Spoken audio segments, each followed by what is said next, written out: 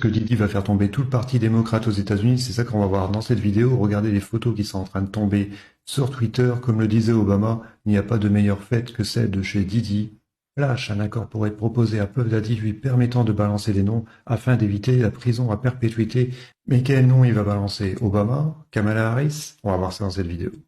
Kim Porter, l'assistant de Didi et la mère de ses enfants, serait tombée sur des copies de cassettes sexuelles mettant en scène Didi et de jeunes enfants cachés dans son coffre-fort.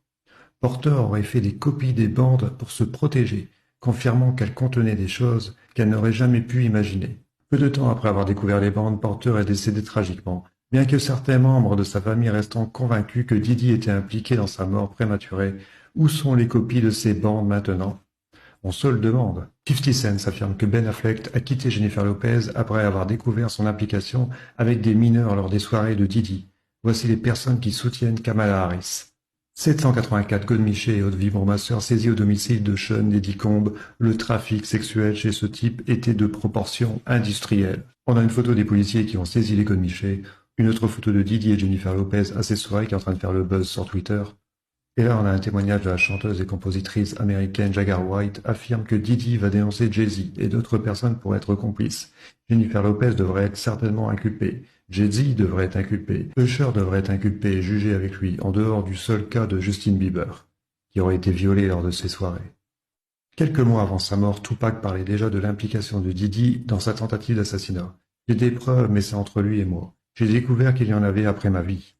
Donc ce serait peut-être lui qui aurait commandité l'assassinat de Tupac. Le plus grand défaut de Candace Owens, c'est d'être en avance sur son temps et d'avoir souvent raison avant les autres. Ça va être difficile de la contredire de sa dernière déclaration, surtout après les révélations sur Didi. C'est quoi ces dernières révélations? Le gangster rap n'a jamais fait partie de la culture noire. Il a été créé par les fédéraux qui ont proposé des contrats à des homosexuels noirs en prison et les ont ensuite transformés en célébrités artificielles. L'objectif était de créer de fausses idoles pour détruire les valeurs noires américaines. Je ne changerai jamais d'avis là-dessus. Et les fédéraux aussi ont recruté Charles Manson. Et on finira la vidéo là-dessus, le documentaire de 50 Cent de Didi est toujours prévu et sortira sur Netflix. Le rappeur réalise un travail incroyable concernant la préparation de ce film. On l'attend avec impatience. Je vous laisse là-dessus et je vous dis à la prochaine vidéo. Bye.